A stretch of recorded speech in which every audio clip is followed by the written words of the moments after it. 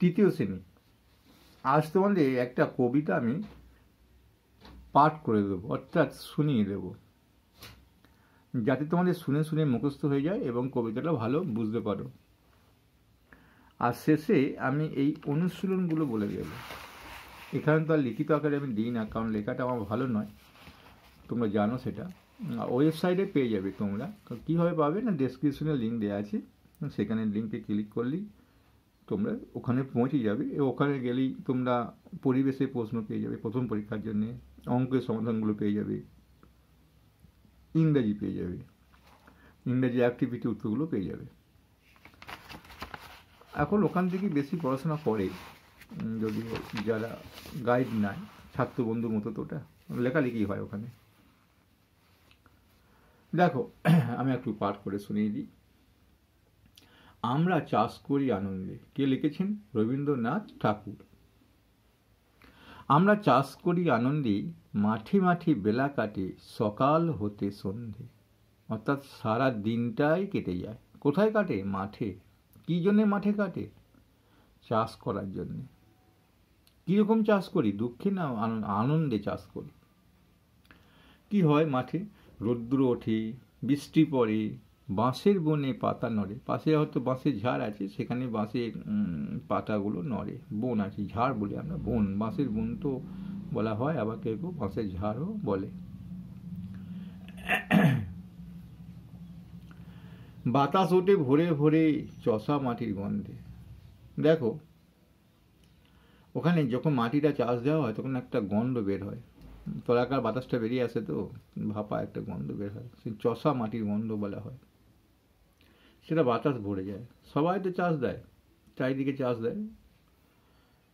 সবুজ প্রাণী গানের লেখা, রেখায় রেখায় দায়রে লেখা। এটা কবির একটা কল্পনা। সবুজ প্রাণে গানের লেখা, অর্থাৎ সবুজ প্রাণ কেন বলছি? একটা সতেজ প্রাণ, অর্থাৎ নতুন কিছু একটা আসবে, নতুন কিছু একটা ভাবনা। রেখায় রেখায় দায়রে লেখা মানে সবসময় একটা ভাবনার মধ্যে দেখা দিচ্ছে। মাতেরে কোন তরুণ কবি নিত্য দুদুল ছন্দে, ধানের শীষে পুলক ছোটে, সকল ধরা হেসে ওঠে, অঘ্রাণেরই সোনা রোদে পূর্ণিমারি চন্দ্রে।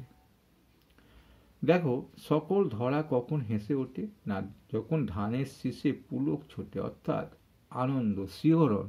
ধানের শীষ দিয়ে একটা হালকা বাতাস যেন বয়ে যায়, তখন কবিরা, তরুণ কবি একটা কবিতা লেখার জন্য ছন্দ খোঁজে। কিভাবে একটা আমরা নতুন ছন্দ দেব, নিত্য দোদুল ছন্দে, অর্থাৎ কীভাবে ভাষাটা আমরা দেব, যে এত সুন্দর একটা বাতাসে এই দোদুল্যমান অবস্থা, ধানের শীষগুলো, পাকা ধানের শীষগুলো দারুণ লাগে দেখতে। তরুণ কবিরা কীরকম ছন্দ দেওয়ার জন্য একটা নতুন নতুন ছন্দ দেয়। ছন্দ বলতে কি, যেমন সন্ধে, গন্ধে, পরে, নড়ে, এগুলো মিল একটা ছন্দ বলা হয়। অঘ্রাণেরই সোনা রোদ। সোনা রোদ কোন সময়টাকে বলেছি? অঘ্রাণ মাসে, মানে যেন সোনা ফলানোর জন্য রোদ আছে। অঘ্রাণ মাসে ধানটা পাকে, ধানটা পাকলে সোনার মতো দেখতে হয়, তো সোনা রোদে বলেছি। তো পূর্ণিমারই চন্দ্রে, অর্থাৎ অঘ্রাণ মাসে আবার পূর্ণিমা রাতেও তো ভালো লাগে ধানের শীষগুলোকে দেখতে। এটা কবি এখানে বলেছেন। আমি প্রশ্নগুলো একটু বলে দিই, তোমরা শুনে নাও। আমি আবারও বলছি, যদি লেখা আমার কথা বুঝতে না পারো বা তোমাদের যদি এটা জানার ইচ্ছা হয় উত্তরগুলো, ডেসক্রিপশনের লিঙ্ককে ফলো করো। কারণ ডেসক্রিপশনে লিঙ্ক দেওয়া হয়, আমার ইউটিউবে তো অন্য কোথাও লিঙ্ক দেওয়া হয় না। বেশ, চাষ করার জমিকে কি বলা হয়? ক্ষেত। ক্ষেত, ফসল ক্ষেত কি বলা হয়? ক্ষেত।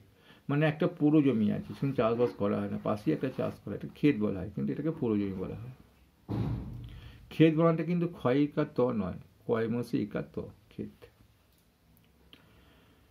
চাষের কাজে কি কি জিনিস না হলে চলে না? না, কোদাল, টাংনা, কাস্তে, এসব না হলে চলে না। ধান গাছ থেকে কি কি জিনিস পাই আমরা? ধান গাছ থেকে আমরা খড়, ধান, আকড়া, তুষ, এসবগুলো পাই। চাল, ধান গাছ থেকে খড় পাই, কিন্তু পরবর্তীকালে আমরা চালও পাই। বেশ, সকল ধরা হেসে ওঠে। এখানে ধরা শব্দের অর্থ কি? ধরা হচ্ছে পৃথিবী, বসুধা, ধরণী, একে বলা হয় ধরা। ধরা শব্দটিকে অন্য অর্থে ব্যবহার করে আবার লেখো। দেখো, দুটো ধরা শব্দ হয়। চোর, পুলিশ চোর ধরে আনলো, সেটা এরকম ধরা। আর এই ধরা শস্য সামলায়, শস্যে ভর্তি হয়, মানে বর্ষাকালে এই ধরা মানে পৃথিবী জলমগ্ন হয়। ধরা মানে লিখে দেবে পৃথিবীটা ধরা, একবার পৃথিবী মানে করে দেবে, একবার ধরে আনা মানে করে দেবে। ওখানে দেখে নাও, দুটো উত্তর দেওয়া আছে।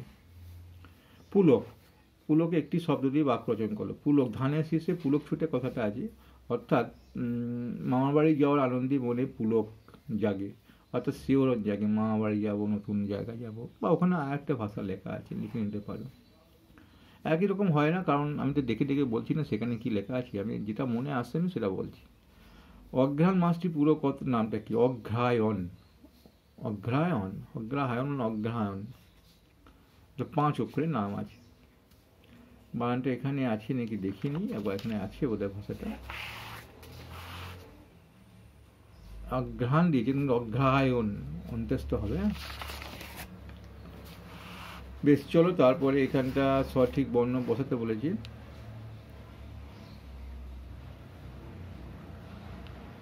এটা বৃষ্টি, রৌদ্র, অঘ্রাণ, শীষে,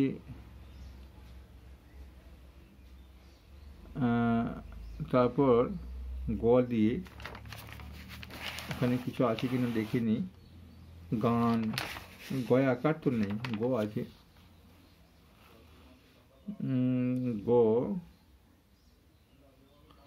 গগন হতে পারে, বা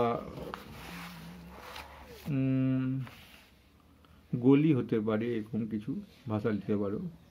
বা গুণ হতে পারে, গুণ তো হবে না, গয় হসু নেই যেহেতু। ওখানে দেখে না পেয়ে যাবে। তো সব দিলেও হবে, একটা কথা উচ্চারণ করলেই হবে। আমি এটা বলে দিই, বাঁ দিকে বাঁশের বনে পাতা নড়ে, সকল ধরা হেসে ওঠে, বাতাস ওঠে ভোরে ভোরে চষা মাটির গন্ধে, ধানের মাটির বেলা কাটে, সকাল হতে সন্ধে, ধানের শীষে পুলক ছোটে। এটা হবে। ওপর নিচে দুটো মিল আছে, ওপরটা নিচেরটা ওপর হবে, ওপর নিচে হবে। দেখে নাও, এখানে শূন্যস্থান পূরণ করো। সুর দিয়ে গান গাওয়া হয়, আর রেখা দিয়ে কাজ করা হলো, তা হলো সরলরেখা। বা একটু ভাষা আছে, দেখে নিতে পারো। অজ্ঞান মাসে আগের নাম হলো কার্তিক, অজ্ঞান মাসের পরের নাম হলো পৌষ। অজ্ঞান মাস হেমন্ত ঋতুর মধ্যে পড়ে। এখানে দেখো উত্তরগুলো লেখাই আছে। এটা কবি হবে, এটা ছুতর হবে, এটা রাজমিস্ত্রি হবে, ঘরামি হবে, জেলে হবে। চলো দেখি আর কি প্রশ্ন আছে।